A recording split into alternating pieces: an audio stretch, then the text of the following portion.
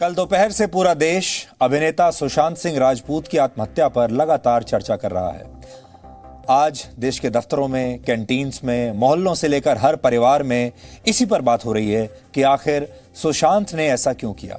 और हम आज इसी का एक विश्लेषण आपके लिए करेंगे, आपके परिवार के लिए करेंगे और आपको बताएंगे कि कैसे एक अभिनेता की आत्महत्या ने समाज के चेहरे से वो सारे मास्क हटा दिए हैं जिनके पीछे रिश्तों, प्यार और दोस्ती का खोखलापन छिपा होता है। एक नकारात्मक विचार और एक वायरस में यह फर्क होता है कि वायरस आपके शरीर को नुकसान पहुंचाता है और ये नकारात्मक विचार आपके मन को चोट पहुंचाते हैं। इसलिए वायरस और विचार, आज दोनों पर हम बात करेंगे और वायरस जैसे विचारों से हमेशा बचकर रहना चाहिए। वायरस का इलाज सोशल डिस्टेंसिंग है, जबकि डिप्रेशन का कारण भी यही सोशल डिस्टेंसिंग होता है। इसलिए आज हम नकारात्मक विचारों के इलाज का तरीका भी आपको बताएंगे। लेकिन सबसे पहले हम आपको यह बता दें कि सुशांत सिंह राजपूत ने जो भी किया वो सही नहीं था और ऐसा किसी को नहीं करना चाहिए। सबसे पहली बात तो यह है, सुशांत सिंह राजपूत को यह कदम नहीं उठाना चाहिए था। और आज पूरे समाज को, पूरे देश को, हमें और आपको यह सोचना है कि क्या सुशांत को बचाया जा सकता था। सुशांत को आज हम एक केस स्टडी की तरह लेंगे और यह देखेंगे कि इस केस स्टडी से हमारा देश, हमारे देश में रहने वाले परिवार, हमारा यूथ और हमारा समाज क्या सीख सकता है। सुशांत ने आखिर ऐसा क्यों किया? ऐसी कौन सी बात थी जिसने सुशांत के मन को इतना अशांत कर दिया? क्यों सुशांत अंदर ही अंदर इतना घुट रहे थे? और क्यों एक सफल अभिनेता जिसे पैसे की कोई तंगी नहीं थी, जो शारीरिक रूप से पूरी तरह स्वस्थ था, जिसके पास सपनों की और इच्छाओं की पूरी लिस्ट तैयार थी, आखिर उसने अपने जीवन को समाप्त क्यों किया? इतना पढ़ा लिखा व्यक्ति। लेकिन सबसे पहले आप सुशांत सिंह राजपूत के बारे में कुछ बातें जान लीजिए। हो सकता है कल से अब तक आपको बहुत सारी बातें पता चली भी हों, लेकिन सही क्या है हम आपको बताते हैं। फिल्म इंडस्ट्री में ऐसे बहुत कम ही कलाकार हैं जिन्होंने अपने संघर्ष और अपने टैलेंट के दम पर सुशांत सिंह राजपूत जैसी सफलता पाई। और सिर्फ 7 वर्षों में ही वो कम से कम 8 बड़ी और चर्चित फिल्मों में लीड हुई हीरो के तौर पर दिखाई दिए। एक 34 वर्ष के युवा के लिए यह बहुत बड़ी सफलता मानी जाएगी, जिसने फिल्मों के लिए इंजीनियरिंग जैसा करियर छोड़ दिया था। स्कूल के समय से ही वो बहुत टैलेंटेड यानी प्रतिभावान छात्र माने जाते थे और एस्ट्रोफिजिक्स उनका प्रिय विषय था। फिजिक्स में सुशांत नेशनल ओलंपियाड विनर भी रह चुके हैं। उन्होंने 11 इंजीनियरिंग एग्जाम्स क्लियर किए थे। वर्ष 2003 में दिल्ली कॉलेज ऑफ इंजीनियरिंग के एंट्रेंस एग्जाम में उनकी ऑल इंडिया में 7वीं रैंक आई थी। दिल्ली कॉलेज ऑफ इंजीनियरिंग बहुत अच्छा नामी कॉलेज माना जाता है। जो लोग दिल्ली के हैं और आसपास के हैं वो जानते होंगे कि दिल्ली कॉलेज ऑफ इंजीनियरिंग क्या चीज़ है और वहाँ एडमिशन मिलना काफ़ी मुश्किल माना जाता है। बिहार के पटना से दिल्ली आकर उन्होंने इसी कॉलेज से मैकेनिकल इंजीनियरिंग की पढ़ाई की थी। यही नहीं, उन्हें अमेरिका की कैलिफोर्निया की बहुत ही प्रतिष्ठित स्टैनफोर्ड यूनिवर्सिटी से भी स्कॉलरशिप मिली थी। लेकिन वो अपनी इंजीनियरिंग की जो पढ़ाई है वो पूरी नहीं कर पाए और अपनी पढ़ाई पूरा करते वो उससे पहले ही सुशांत सिंह राजपूत का सपना बदल गया, जैसा बहुत सारे युवाओं के साथ होता है। बीच में ही उन्हें ऐसा लगता है कि वो इंजीनियरिंग के लिए नहीं किसी और चीज़ के लिए बने हैं और इंजीनियरिंग छोड़कर उन्होंने एक्टिंग में अपना भविष्य तलाशने का फैसला किया। सुशांत सिंह राजपूत को किताबें पढ़ने का बहुत शौक था और अंतरिक्ष विज्ञान में उनकी बहुत गहरी रुचि थी। फिल्म इंडस्ट्री में ऐसे बहुत कम अभिनेता होते हैं, ऐसे बहुत कम लोग होते हैं जो इस तरह के विषयों पर अपनी पकड़ रखते हैं। अब आप सोचिए कि कितने लोग होते हैं ऐसे जो अपनी फील्ड को छोड़कर उस दूसरी फील्ड में, उस दूसरे क्षेत्र में करियर बनाने के बारे में सोचते हैं जिसमें संघर्ष ही संघर्ष होता है। आज बहुत सारे लोग ये कह रहे हैं कि सुशांत में इच्छा शक्ति की कमी थी, लेकिन इच्छा शक्ति की कमी होती तो सुशांत इंजीनियरिंग छोड़कर एक्टिंग के क्षेत्र में नहीं आते, जो कि बहुत रिस्की बात थी। उन्होंने बहुत रिस्क उठाया जीवन में। इंजीनियर बनकर एक सुरक्षित नौकरी करने के बजाय सुशांत ने संघर्ष का रास्ता चुना और वो भी ऐसी जगह पर आ गए जहां पर 99% नाकामयाबी का ट्रैक रिकॉर्ड रहा है। सिर्फ 1% या उससे भी कम लोग ऐसे होते हैं जो फिल्म इंडस्ट्री में जाते हैं और सफल हो पाते हैं। 99% लोगों को असफलता ही मिलती है। ऐसा वही इंसान कर सकता है जिसे खुद की काबिलियत पर विश्वास हो। एक्टर बनने के लिए सुशांत ने काफी मेहनत की। इसी मेहनत के बल पर उन्होंने पहले टेलीविजन में काम किया। 2008 से 2011 तक सुशांत कई टीवी सीरियल्स का बहुत ही चर्चित चेहरा रहे और जी टीवी पर आने वाले मशहूर धारावाहिक पवित्र रिश्ता से सुशांत देश के घर घर में लोकप्रिय हो गए। इसलिए जी टीवी से भी उनका बहुत पुराना रिश्ता रहा है। इसी प्रतिभा और इसी पहचान से सुशांत को फिल्मों में काम मिला और इसके बाद उनका कद बड़े बड़े फिल्म स्टार्स के बराबर हो गया। लेकिन कहा जा रहा है कि पिछले कुछ समय से वो डिप्रेशन से पीड़ित थे और शायद वो चकाचौंध भरी इस दुनिया में कुछ अकेला महसूस कर रहे थे। ऐसा होता है, कई बार होता है ऐसा। बड़ी सफलताओं के बावजूद कई बार कुछ लोग खुद को अकेला महसूस करते हैं और ऐसा तब होता है जब हम अंदर से बाहर की ओर देखते हैं, भीतर से बाहर की ओर जब हम देखते हैं। बाहर की दौड़ हमें परेशान करती है, बाहर की भीड़ हमें परेशान करती है। दौड़ में पीछे छूट जाने का जो डर है वो हमें अकेलापन महसूस कराता है। यानी जब आप अपने अंतर्मन से, अपने अंदर से बाहर की दुनिया को जब आप देखते हैं तो आपको अकेलापन लगता है, आपको लगता है कि मैं कितना अकेला हूं। लेकिन इसके विपरीत जब आप बाहर से अंदर की ओर देखते हैं तो आपको यही अकेलापन एकांत जैसा अनुभव देता है। तब आपको एकांत का अनुभव होता है और यह एकांत आपके विचलित मन को शांत करने का काम करता है।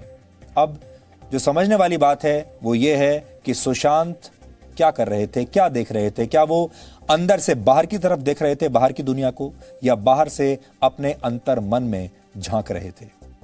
सुशांत की आत्महत्या हमें याद दिलाती है कि दौलत और शोहरत इस बात की गारंटी नहीं है कि आपको डिप्रेशन नहीं हो सकता। जैसा अभी हमने आपको बताया कि अकेलापन और एकांत में फर्क होता है। सुशांत मुंबई में अकेले रहते थे, लेकिन वो अकेले थे या उन्हें एकांत की अनुभूति होती थी, ये समझना जरूरी है। जो उपलब्धियां सुशांत ने बहुत कम समय में, इतनी कम उम्र में हासिल की थी, वो आज भी देश के करोड़ों लोगों का सपना है। इन उपलब्धियों का जिक्र आते ही सुशांत के चेहरे पर एक मुस्कुराहट हमेशा आ जाया करती थी। लेकिन न जाने ऐसी करोड़ों मुस्कुराहटों के पीछे कितना गम और कितने दुख छिपे होते हैं। इसीलिए आज जो समझने वाली बात है वो ये, आपके आसपास भी बहुत सारे लोग ऐसे होंगे जो मुस्कुराते रहते हैं, जो ठीक दिखते हैं, लेकिन आप कह नहीं सकते कि उनके पीछे कितना दुख है। लोग इसलिए मुस्कुराते हैं ताकि वो दूसरों को अच्छा महसूस करा पाएं, लेकिन इस मुस्कुराहट के पीछे कई बार एक घुटन और एक दुख भी छुपा होता है। और कई बार यही घुटन और यही दुख इस तरह के हादसों की वजह बन जाते हैं। इस घुटन को कम करने के लिए हमने आज से एक हैशटैग शुरू किया है और यह हैशटैग हमने आपके लिए दिया है, उन करोड़ों लोगों के लिए दिया है जो इस तरह की घुटन महसूस करते हैं। यह हैशटैग है अनटोल्ड स्टोरी। इस वक्त आपकी स्क्रीन पर है। हम सबके जीवन में ऐसी कई कहानियां होती हैं जिन्हें सुनने वाला कोई नहीं होता, उन्हें कोई सुनना नहीं चाहता, और यही कहानियां धीरे धीरे हमें एक ऐसे किरदार में बदल देती हैं जिसका जीवन दूसरों के लिए तो लाइट, कैमरा और एक्शन वाला होता है, लेकिन पैकअप हो जाने के बाद का जीवन किसी को दिखाई नहीं देता। हर बड़ा एक्टर दिन भर शूटिंग करता है, दिन भर सामने कैमरा होता है, लाइट और एक्शन होता है, लेकिन कैमरा 24 घंटे नहीं चलता। ये लाइट्स 24 घंटे जली हुई नहीं रहती, इसके बाद अंधेरा होता है, और ये एक्शन भी 24 घंटे नहीं रहता। जब पैकअप हो जाता है तो यही स्टार अपने घर जाता है, और जो घर में हो सकता है उतनी चकाचौंध ना होती हो सकता है घर में अंधेरा रहता हो, और हर बड़े व्यक्ति के पीछे एक अनटोल्ड स्टोरी जरूर रहती है। और मुझे यकीन है आप सब जो देख रहे हैं आज हमको, आपके मन में भी, आपके जीवन में भी एक ना एक ऐसी कोई अनसुनी कहानी, अनटोल्ड स्टोरी जरूर होगी जो आपके मन पर बोझ बनकर इस समय बैठी होगी और इसे आप किसी को बता नहीं सकते। इसलिए आज ये हैशटैग खास तौर पर आपके लिए और दुनिया में हर उस व्यक्ति के लिए हमने क्रिएट किया है जो अपनी एक अनटोल्ड स्टोरी रखता है और किसी को बता नहीं पाया। असल में पूरी दुनिया में चलन ये है, फैशन ये है कि लोग सिर्फ सफलता की कहानियों को सुनना चाहते हैं। वो कहानियां सुनना चाहते हैं जिनमें चकाचौंध हो, वो कहानियां सुनना चाहते हैं जिनसे उन्हें प्रेरणा मिल सके, वो कहानियां सुनना चाहते हैं जिसमें अंत में जीत हमेशा नायक की होती है। लेकिन बहुत सारी कहानियां ऐसी भी होती हैं जिसमें नायक हार जाता है, जिसमें जीत नहीं होती, जिसमें चकाचौंध नहीं होती, जिनमें अंधेरा होता है, लेकिन उन कहानियों को कोई सुनना नहीं चाहता। हो सकता है कि सुशांत की भी ऐसी ही कोई कहानी रही हो और उस कहानी को सुनने वाला उनके जीवन में कोई ना हो। अगर उन्होंने इस कहानी को किसी के साथ शेयर कर लिया होता, ऐसे ही जैसे हम आज आपसे कह रहे हैं, तो हो सकता है सुशांत ने ये कदम ना उठाया होता। फिल्मों में सुशांत को जो भी अवसर मिले वो किसी गॉडफादर की वजह से नहीं मिले, बल्कि उनके टैलेंट की वजह से मिले। सुशांत का फिल्मी करियर भले ही सिर्फ 7 साल का रहा, लेकिन उन्होंने जिस तरह के किरदार निभाए, उस पर मेहनत की, वो सबको पर्दे पर दिखाई देता था। और इसमें खास तौर पर क्रिकेटर महेंद्र सिंह धोनी के जीवन पर जो फिल्म बनी, उसे देखकर कोई भी अंदाजा लगा सकता था कि सुशांत अपने काम को लेकर कितने गंभीर थे, कितना होमवर्क करते थे, कितने मेहनती थे। अब आप सोचिए, जो व्यक्ति इतना प्रतिभाशाली हो, जो व्यक्ति इतना कामयाब रहा हो, ऐसे व्यक्ति ने आत्महत्या जैसा कदम क्यों उठाया होगा। सुशांत बिहार के रहने वाले थे। उनके पिता सरकारी अफसर रहे हैं, उनकी 3 बहनें हैं और उनके कई करीबी रिश्तेदार बड़े बड़े पदों पर भी हैं। इसलिए परिवार उनका ठीक ठाक है, परिवार से उन्हें कोई समस्या नहीं थी। सवाल यह है कि एक अच्छे खासे संपन्न परिवार का लड़का, एक अच्छा खासा पढ़ा लिखा युवा, एक अच्छा खासा कामयाब इंसान आखिर डिप्रेशन में क्यों चला गया, क्योंकि उसने आत्महत्या क्यों की। इसलिए यह बात आप जान लीजिए कि डिप्रेशन अमीरी और गरीबी देखकर नहीं आता। डिप्रेशन किसी को यह देखकर अपना शिकार नहीं बनाता कि यह व्यक्ति बड़ा सेलिब्रिटी है या ये कोई आम व्यक्ति है। डिप्रेशन एक बहुत बड़ी बीमारी है और हम असल में डिप्रेशन हमारे सामने खड़ा होता है, लेकिन उसे पहचानने से इनकार कर देते हैं। सबसे बड़ी बात यह है कि पिछले वर्ष सुशांत की फिल्म छिछोरे आई थी और इस फिल्म का संदेश भी आत्महत्या के विरुद्ध ही था। वो क्या कारण थे कि सुशांत अपनी ही फिल्म के दर्शन को अपनी असल जिंदगी में समझ नहीं पाए, इन सवालों का जवाब किसी को मिल नहीं रहा। हम आपको सुशांत की ही फिल्मों के आज 2 ऐसे अंश दिखाएंगे जिसमें सुशांत जिंदगी से लड़ने का दर्शन समझा रहे हैं बड़े पर्दे पर, लेकिन जब बात उन पर आई तो उन्होंने इसका ठीक उल्टा किया। क्या सुशांत को बचाया जा सकता था? अब बड़ा सवाल यह है। हम सुशांत के निजी जीवन में नहीं जाना चाहते, हम सुशांत ने ऐसा क्यों किया इस पर भी बहुत ज्यादा बात नहीं करना चाहते। जितना बताना था आपको बता दिया, लेकिन अब बड़ी बात यह है कि क्या सुशांत को बचाया जा सकता था। और हमारे समाज में जो लाखों करोड़ों सुशांत हैं, जो घूम रहे हैं, जो बाहर से बिल्कुल ठीक दिखते हैं, आप उनसे बात करें तो वो मुस्कुराते हैं और ऐसा लगता है कि इनके जीवन में सब कुछ ठीक है, लेकिन उनके जीवन में कुछ ठीक नहीं है। क्या उन सबको बचाया जा सकता है? इसका जवाब किसी के पास नहीं है कि वो बच सकते थे या नहीं। सच ये है कि सुशांत को कोई ना कोई बात थी जो अंदर ही अंदर उन्हें परेशान कर रही थी। कोई नहीं जान सकता कि उनके मन में क्या चल रहा था, लेकिन किसी भी व्यक्ति का सोशल मीडिया अकाउंट कई बार उसके आईने की तरह होता है। दिसंबर के बाद यानी पिछले 6 महीने से सुशांत ने ट्विटर पर कुछ भी नया पोस्ट नहीं किया। इसलिए आज हमने सुशांत का जो सोशल मीडिया अकाउंट्स हैं उनको भी हमने देखा। 6 महीने से उन्होंने ट्विटर पर कुछ नहीं डाला था। 10 दिन पहले इंस्टाग्राम पर उन्होंने अपनी मां के बारे में लिखा था, जिसमें उन्होंने आंसू, सपने और जीवन की बात की थी। सुशांत की मां का निधन जब वो सिर्फ 16 साल के थे और उनके करीबी लोग बताते हैं कि अपनी मां से वो बहुत प्यार करते थे और अपनी मां के बहुत करीब थे। और जब से उनकी मां का देहांत हुआ, वो अपनी मां को लेकर, उनके देहांत को लेकर बहुत दुखी रहते थे। उन्हें इस बात का बहुत मलाल रहता था कि जब वो इतने बड़े स्टार बने, जब वो सुपरस्टार बन गए, उन्हें इतनी कामयाबी मिली, उनकी इस कामयाबी को देखने के लिए उनकी मां नहीं थी। इस बात का दर्द उन्हें हमेशा रहता था। सुशांत के मन में क्या चल रहा था, इन बातों से समझा जा सकता था, लेकिन किसी ने इस पर भी कोई ध्यान नहीं दिया। फिल्म इंडस्ट्री के बारे में अक्सर लोग कहते हैं कि यहां कोई किसी का दोस्त नहीं होता, कोई किसी का सगा नहीं होता। कई लोगों का कहना है कि सुशांत इस फिल्म इंडस्ट्री में अकेले पड़ गए थे। सुशांत के बारे में यह बात काफी समय से लोगों को पता थी कि उन्हें कोई ना कोई मानसिक समस्या तो है। इसके लक्षण भी उनमें दिखाई दे रहे थे, लेकिन इन लक्षणों को देखने और समझने वाला कोई नहीं था। और यकीन मानिए, आप तो जानते हैं मीडिया को बहुत सारी बातें पता होती हैं। मीडिया में भी बहुत सारे लोगों को इस बात की जानकारी थी कि सब कुछ सुशांत के साथ जो कुछ हो रहा है वो सब कुछ ठीक नहीं हो रहा है। सुशांत को कोई ना कोई बात परेशान कर रही है। वो कई बार अपना फोन बंद कर देते थे, कई दिनों तक किसी का फोन नहीं उठाते थे, अचानक शूटिंग छोड़कर कहीं चले जाते थे, ऐसा होता था।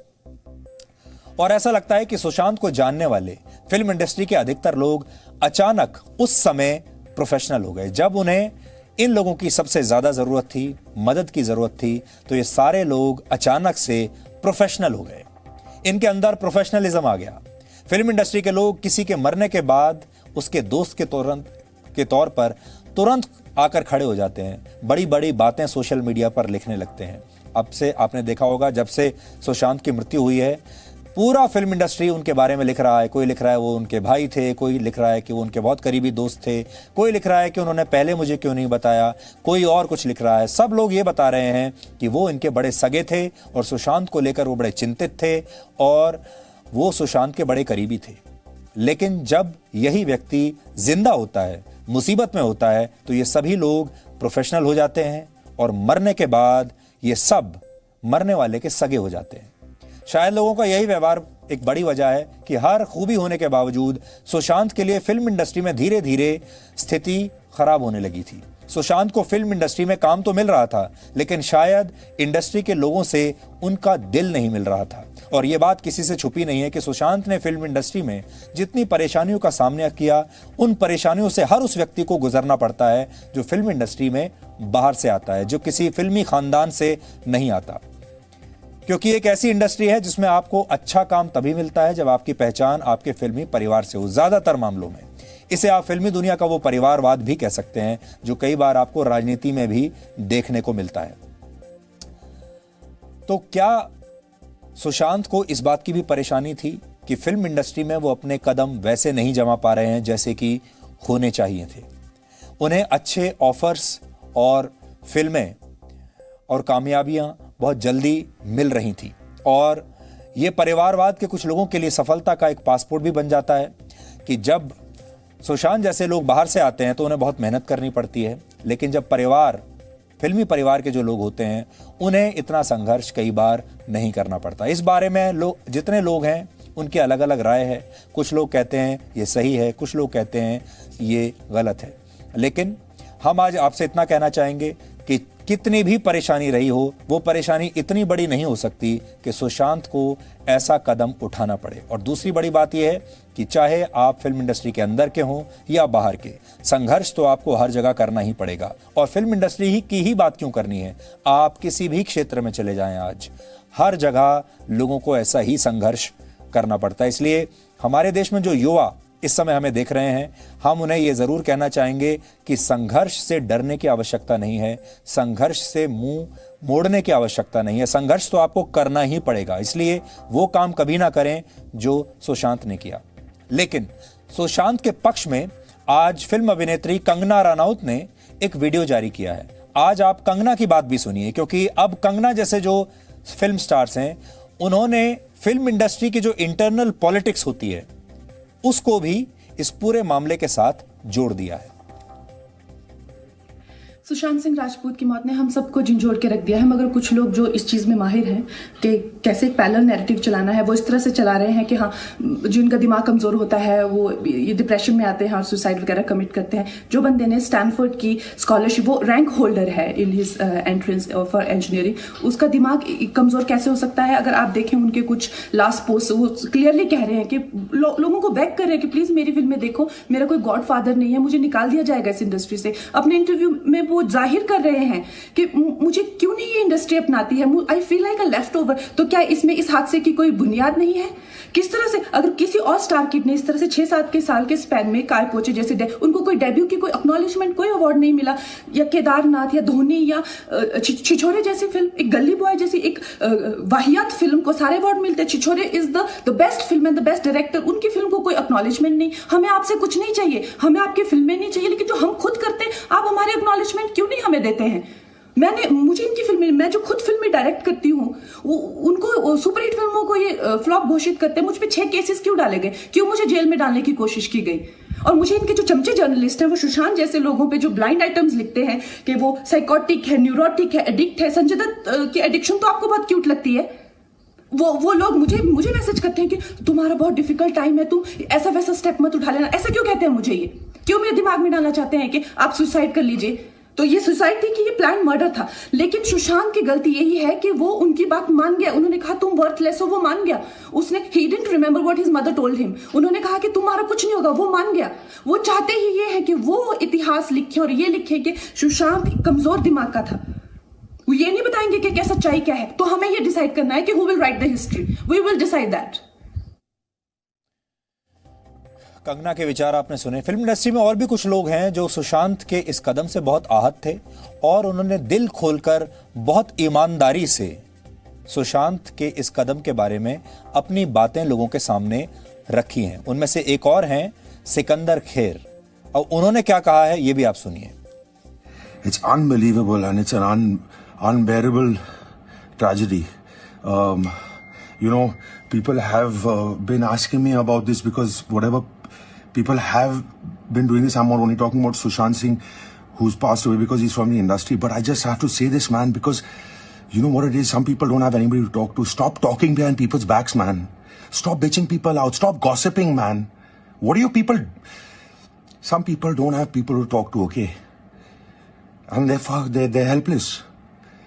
And this is what it's probably driven him to. Just stop it, man. Just stop it. Some people are not as blessed or are not you. Maybe they're going through something. Let them do what they're doing, man. They're not harming you. They're not harming your family. They're not doing anything. Stop talking about people behind their back if you have nothing good to say. Why do that? This is a bloody cruel industry, man. You need to be strong. It's damn tough, yeah? He must have been alone. He must not have had anybody to talk to. Look at what's happened. No, you don't even know what it is. But just stop, yeah. Just stop. Maybe that's not the reason, but some people are alone. I know I am many times. I know I don't have people to talk to as well. It's just tragic. You know? Whoever's out there, just if you have nothing good to say about somebody, don't say anything. It's good for you. This is such a... Just try and be good, man. Bloody human beings are a bloody virus, man. Human beings are a virus, you understand? Corona and Earth is bloody taking us down because of us. Because of what we do. We've taken over this earth. We've taken over everything. We're selfish, bloody mean people. Don't be so bloody greedy. Okay, some people are in a better place than others, okay? Success comes, success goes. Just leave people be, okay? Say something nice, encourage somebody, man, if they're going through something that's down. I've been through a lot of that as well. Say something, but, you know, it's just shattering, yeah. This is just shattering. तो किसी को कोई मानसिक तनाव है या किसी को डिप्रेशन है या कोई आत्महत्या करना चाहता है, इस दुनिया में जिंदा नहीं रहना चाहता, उसके पीछे वो व्यक्ति किस स्थिति में है ये एक बड़ा कारण हो सकता है और उसकी स्थिति वही जानता है, उसका मन ही जानता है। लेकिन क्या उसके आसपास के लोग भी इसमें कोई भूमिका निभाते हैं? क्या लोग, देखिए सबसे बड़ा सवाल लोगों पर ही उठ रहा है और सिकंदर खेर तो लोगों को एक वायरस की तरह बता रहे हैं। इसका मतलब क्या हुआ कि समाज में जो लोग हैं या जो लोग हमारे आसपास हैं वो किस तरह की भूमिका हमारे जीवन में निभा रहे हैं? क्या वो हमें सकारात्मक विचार दे रहे हैं या नकारात्मक विचार दे रहे हैं? वो हमें मजबूत बना रहे हैं या वो हमें कमजोर बना रहे हैं, दीवार की तरफ धकेल रहे हैं? कहते हैं इस सृष्टि का निर्माण एक विस्फोट के साथ हुआ था और इससे पहले पूरा ब्रह्मांड एक बिंदु पर केंद्रित था। वैज्ञानिक भाषा में इसे बिग बैंग थ्योरी कहते हैं। यह घटना करीब 1400 करोड़ वर्ष पहले हुई थी और वैज्ञानिकों के मुताबिक ब्रह्मांड का विस्तार आज भी हो रहा है जिसे रोका नहीं जा सकता। पर आप सोच रहे होंगे कि आज हम इस बिग बैंग थ्योरी का जिक्र क्यों कर रहे हैं? दरअसल इंसानों के मन में भी इच्छाओं के ऐसे असंख्य विस्फोट होते रहते हैं जिनका विस्तार रोकना लगभग असंभव हो जाता है। यानी इच्छाएं एक के बाद एक चली जाती हैं और इच्छाओं को कई बार कंट्रोल करना असंभव हो जाता है।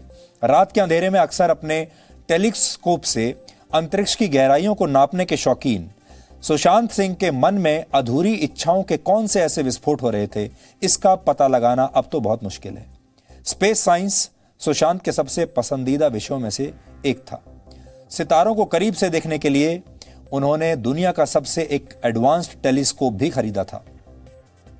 वो अक्सर रात भर अपने महंगे टेलीस्कोप से सितारों और आकाश गंगाओं को वहां बैठकर देखा करते थे। इतना ही नहीं, वर्ष 2018 में उन्होंने चंद्रमा पर जमीन का एक टुकड़ा भी खरीदा था और वो अक्सर मजाक में कहते थे कि वो अपने इस बड़े से टेलीस्कोप से चंद्रमा पर अपनी जमीन की निगरानी करते हैं। लेकिन अंतरिक्ष की गहराइयों में झांकने वाले एक अभिनेता के मन की गहराइयों में क्या चल रहा था, इसका कभी किसी को पता ही नहीं लगा। काश एक ऐसी दूरबीन बनाई जा सके, एक ऐसी टेलीस्कोप बनाई जा सके जो लोगों के मन में झांकने की क्षमता रखती हो और भावनाओं के सितारे गर्दिश में आने से पहले ही उसकी सूचना वो दे सकती हो। लेकिन अपने मन में सिर्फ आप खुद ही झांक सकते हैं और समय रहते ये पता कर सकते हैं कि कहीं कोई इच्छाओं का एस्ट्रॉयड या क्षुद्र ग्रह आपकी आत्मा को चोट पहुंचाने के लिए आपकी तरफ बढ़ तो नहीं रहा है। सुशांत का सपना था कि वो एक दिन विज्ञान की सबसे बड़ी प्रयोगशाला सर्न जाएं। पिछले साल उन्होंने अपना ये सपना पूरा भी कर लिया, लेकिन वो शायद इस प्रयोगशाला से एक महत्वपूर्ण सबक सीख नहीं पाए। आपको बता दें कि सर्न दुनिया में फिजिक्स की सबसे बड़ी प्रयोगशाला मानी जाती है। सर्न के वैज्ञानिक गॉड पार्टिकल की खोज कर रहे हैं। वैज्ञानिक प्रयोगशाला में ऐसा कर रहे हैं, लेकिन गॉड पार्टिकल यानी ईश्वरीय कण हर इंसान में मौजूद होते हैं, क्योंकि हम सब ईश्वर की ही रचना है। अपने अंदर मौजूद इन ईश्वरीय कणों को देखने के लिए आपको विज्ञान की नहीं, मन की प्रयोगशाला में खुद को तलाशने की जरूरत होती है। लेकिन अफसोस, लोग ऐसा कर नहीं पाते। आत्महत्या भारत में एक महामारी का रूप ले रही है। अब आपको यह समझना होगा, महामारी तो आजकल आप भी देख रहे हैं। कोरोना वायरस अपने आप में एक महामारी लेकर आया है जिससे हम सब इस समय संघर्ष कर रहे हैं। और इसीलिए हमने शुरुआत में आपसे कहा, वायरस और विचार। वायरस भी हमें मार रहा है और विचार भी हमारी हत्या कर रहे हैं या फिर आत्महत्या करने पर मजबूर कर रहे हैं, क्योंकि इंसान का दिमाग उसके कंट्रोल में नहीं है। आज आप इस महामारी की वजह जानकर हैरान रह जाएंगे, जिस महामारी को हम आत्महत्या का नाम दे रहे हैं। भगवान बुद्ध ने एक बार कहा था कि आप पूरी दुनिया में घूमकर ऐसे व्यक्ति की तलाश कर सकते हैं जो आपके प्यार का सच्चा हकदार है, लेकिन आपको वो व्यक्ति कहीं मिलेगा नहीं, क्योंकि आप स्वयं अपना प्यार पाने के सबसे बड़े हकदार हैं। यानी जो व्यक्ति खुद से प्यार नहीं कर सकता, वो भला दूसरों को प्रेम कैसे कर सकता है। जो लोग अपने जीवन की कदर नहीं करते, खुद से प्यार नहीं करते और दूसरों के द्वारा दिए गए दुख को अपना सबसे बड़ा दर्द समझ लेते हैं, वो कई बार आत्महत्या जैसा कदम उठा लेते हैं। हमारे समाज में रिश्तों को, परिवार को और प्यार को जीवन का सबसे बड़ा आधार माना जाता है। सब लोगों को यही चाहिए, सबको अपने रिश्ते अच्छे चाहिए, उन्हें परिवार चाहिए, उन्हें जीवन में प्यार चाहिए। लेकिन आपको जानकर दुख और पीड़ा का अनुभव होगा कि भारत में होने वाली ज्यादातर आत्महत्याओं की वजह यही रिश्ते हैं, यही परिवार है और यही प्रेम है, यही प्यार है। नेशनल क्राइम रिकॉर्ड्स ब्यूरो यानी एनसीआरबी के आंकड़ों के मुताबिक भारत में होने वाली कुल आत्महत्याओं में से करीब 40% रिश्तों की वजह से होती है। यानी परिवार, विवाह और प्रेम मिलकर 40% आत्महत्याओं का कारण बन गए हैं। ये वो रिश्ते हैं जिनका आधार हमेशा प्रेम होता है। आंकड़ों के मुताबिक आत्महत्या करने वाले 29% लोगों ने पारिवारिक समस्याओं की वजह से अपनी जान दी, जबकि आत्महत्या करने वाले 5% से ज्यादा लोग अपने शादीशुदा वैवाहिक जीवन से खुश नहीं थे। प्रेम संबंधों के कारण आत्महत्या करने वाले लोगों की संख्या 3.5% है। इसके अलावा 17% आत्महत्याएं उन लोगों ने की जो बीमारी से तंग आ चुके थे। कर्ज से परेशान होकर जान देने वाले लोगों की संख्या करीब 3% है, जबकि नशे की आदत की वजह से आत्महत्या करने वालों की संख्या 4% है। यानी करीब 40% आत्महत्याएं टूटते रिश्तों के कारण हो रही हैं। वो रिश्ते जिन पर हम सब बहुत गर्व करते हैं, वो रिश्ते जो हमें आपस में जोड़ कर रखते हैं, वो रिश्ते जो हमारा हाथ मुश्किल वक्त में भी थाम कर रखते हैं। लेकिन ऐसा लग रहा है कि रिश्तों की मजबूती वाली ये बातें धीरे धीरे सिर्फ किस्से, कहानियों और किताबों का हिस्सा बनकर रह गई हैं, क्योंकि जिस प्रेम की डोर से ये रिश्ते बंधे होते हैं, वही डोर अब आत्महत्या का फंदा बनती जा रही है। यानी लोग परिवार के बीच रहकर भी अपनों का प्यार पाने के लिए तरस रहे हैं। परिवार में रहते तो हैं, लेकिन परिवारों के बीच में भी बहुत दूरियां हैं। लोगों के पास सोशल मीडिया पर अपनी भावनाएं व्यक्त करने का तो समय है, लेकिन अपने परिवार के लोगों की बातें सुनने का और उनसे अपने दिल की बात कह देने का समय नहीं है।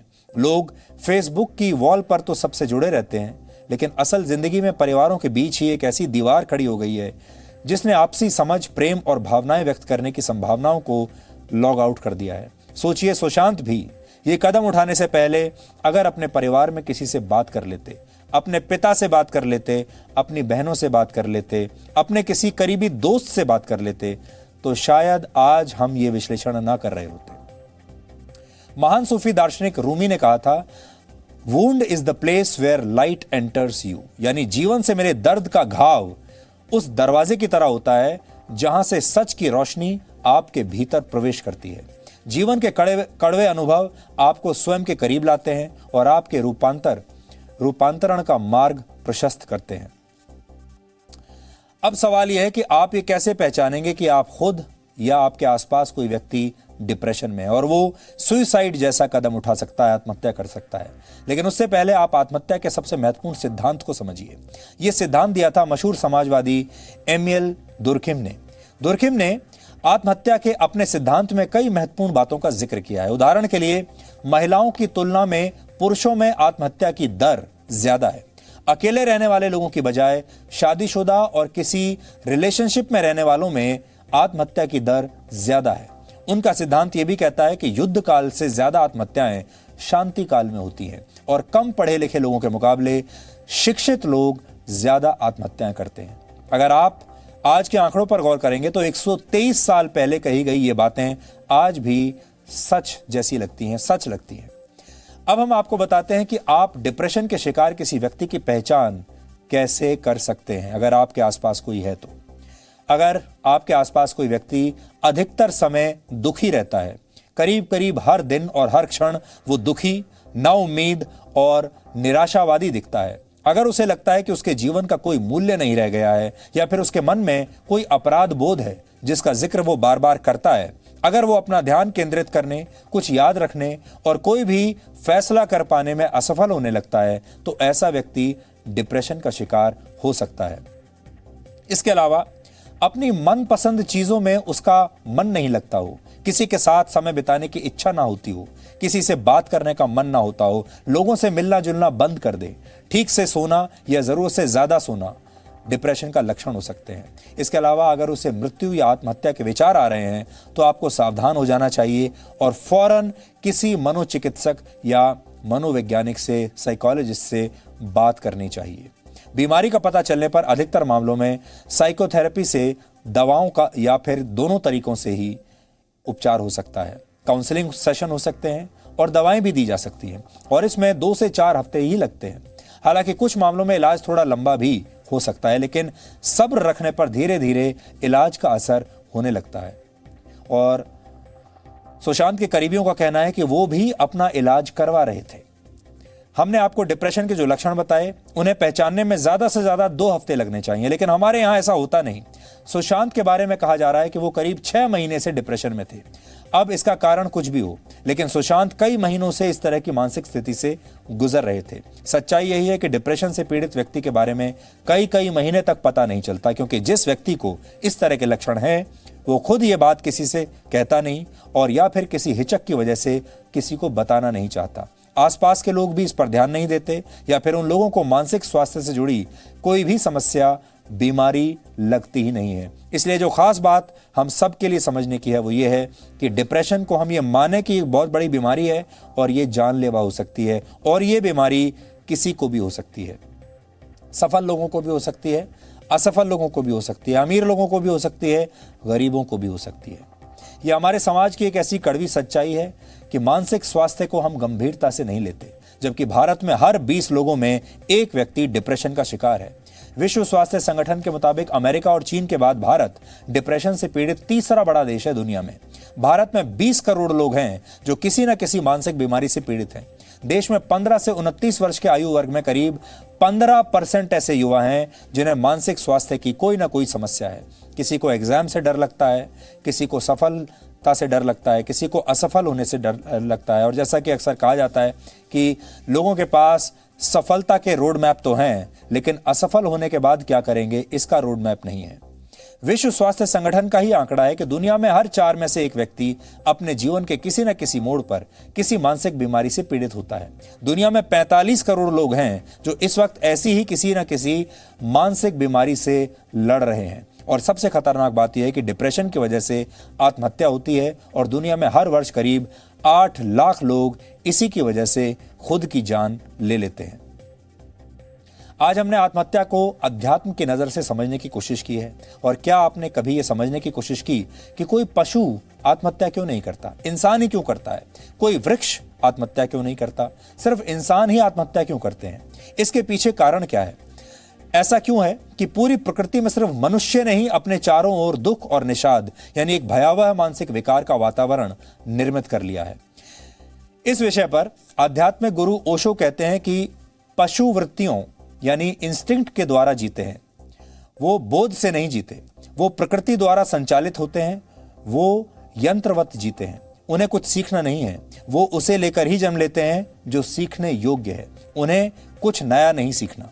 उन्हें जीने और सुखी होने के लिए जो भी चाहिए वो उनमें बिल्ट इन है, उनमें पहले से मौजूद है, उसका ब्लूप्रिंट पहले से तैयार है। जबकि जब कोई मनुष्य जन्म लेता है तो उसके पास कोई वृत्ति नहीं होती, कोई ब्लूप्रिंट नहीं होता। मनुष्य को अपना मार्ग स्वयं निर्मित करना होता है। वृत्ति की जगह विवेक से काम लेना है, वृत्ति की जगह बोध से काम लेना है। मनुष्य यंत्र की भांति नहीं चल सकता, वो एक यंत्र नहीं है। लेकिन समस्या यह है कि विवेक और बोध के साथ जीना हर किसी को आता नहीं। इंसान पशु की भांति भी नहीं जी सकता और उसे यह भी नहीं पता कि जीने का कोई और ढंग भी है। और यहीं से समस्या शुरू होती है और आत्महत्या इसी समस्या और इसी द्वंद्व का परिणाम है। जो लोग कामयाबी के शिखर पर होते हैं वो एक वक्त पर अक्सर खुद को अकेला महसूस करते ही हैं। अंग्रेजी में इसके लिए कहा गया है, it's very lonely at the top. ऐसे लोगों की जिंदगी ऊपर से जितनी चमकदार दिखती है, उस जिंदगी में अंदर बहुत खालीपन होता है। आज हम आपसे यही कहना चाहेंगे कि हर व्यक्ति के जीवन में एक ना एक कहानी, अनटोल्ड स्टोरी है। उस कहानी को वो किसी को बता नहीं पाया है। आप चाहें तो उस कहानी को सुन सकते हैं। और जिन लोगों के मन में ऐसी कहानियां हैं वो भी अगर चाहें तो आज ही अपने परिवार में किसी से बात कर सकते हैं, अपने दोस्तों से बात कर सकते हैं, अपना मन हल्का कर सकते हैं और वायरस जैसे इस तरह के विचारों को तुरंत आप अपने शरीर से बाहर निकाल दीजिए, अपने मन से बाहर निकाल दीजिए। आपने कोरोना वायरस के बारे में सुना होगा। कोरोना वायरस के लिए कहते हैं आप हाथ धो लीजिए और सैनिटाइजर का प्रयोग कीजिए। लेकिन अपने दिमाग के लिए आप कौन से सैनिटाइजर का प्रयोग करेंगे? इसलिए इस सैनिटाइजर को ढूंढिए जो आपके मन में जो इस तरह के वायरस जैसे विचार हैं, उन विचारों को वो खत्म कर सके और आपको मानसिक रूप से दोबारा से वो स्वस्थ बना सके। Presenting V News app available on Google Play and App Store. Download it now.